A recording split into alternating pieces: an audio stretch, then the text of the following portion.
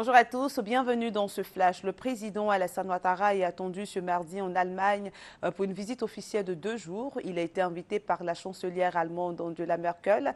Au cours de sa visite, Alassane Ouattara sera reçu avec les honneurs militaires et aura un tête-à-tête avec la chancelière Angela Merkel. Il rencontrera les parlementaires, les hommes d'affaires et les investisseurs allemands et les Ivoiriens vivant en Allemagne. La rencontre FPI-gouvernement a finalement lieu ce matin. Elle devait avoir lieu hier, mais a été reportée à aujourd'hui parce que le Front populaire ivoirien voulait plus de temps pour étudier les documents relatifs à la rencontre. L'opération de démolition des panneaux illicites a commencé hier à la place Akwaba de Port-Boué. Elle a été lancée par le gouverneur du district d'Abidjan, Robert Grémambé. 708 panneaux urbains seront démantelés au terme de l'opération qui va durer 10 jours. Après Abidjan, plusieurs villes de l'intérieur seront visées par l'opération de l'esthétique urbaine lancée par le gouvernement ivoirien.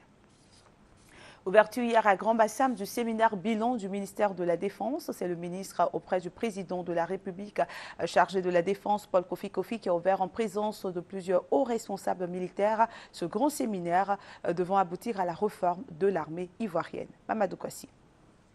À travers cette rencontre de Grand-Bassam, le ministre auprès du président de la République chargé de la Défense veut se donner les moyens de réaliser le vœu du chef de l'État, celui de disposer d'une armée efficace, moderne et modèle en Afrique. Selon Paul Kofi Kofi, la réalisation de ce vœu passe par la mise en place d'une véritable politique de défense.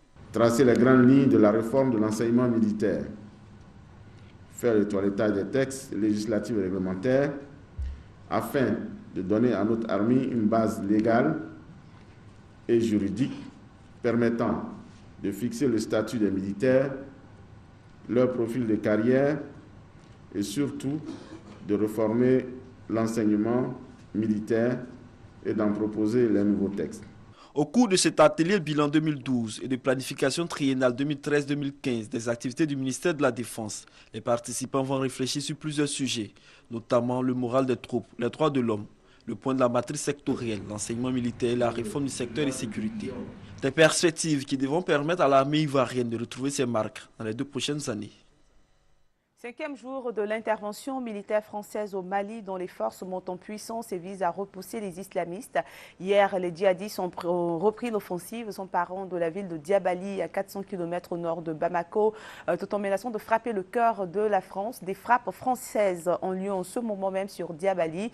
Les djihadistes ont perdu 2 grandes villes, Gao et Tombouctou. Les membres du Conseil de sécurité de l'ONU ont témoigné leur soutien à la décision française d'intervenir lors d'une réunion à huis clos dans la nuit. Washington va rapporter un soutien logistique à la France. La présence française au Mali est de 750 hommes et ce nombre va rapidement augmenter selon François Hollande en visite à Abu Dhabi pour parler de la situation au Mali. Une colonne de blindés en provenance de la Côte d'Ivoire est arrivée dans la nuit au Mali et les premiers soldats de la CEDEAO doivent arriver la semaine prochaine. Un sommet extraordinaire des chefs d'État de la CEDEAO sur le Mali est prévu samedi prochain ici même à Abidjan. Les Centrafricains attendent toujours la nomination officielle de l'opposant et avocat Nicolas Tiangai comme Premier ministre du gouvernement d'Union nationale centrafricain, conformément à l'accord de paix signé à Libreville entre le pouvoir et la rébellion qui s'est rendu maître d'une majeure partie du pays. Et du sport, pour terminer ce flash, 4-2, c'est le résultat du match amical entre les éléphants de Côte d'Ivoire et les pharaons d'Égypte hier à Abu Dhabi. Un test réussi pour l'équipe ivoirienne qui jouait son dernier match de préparation avant la CAN.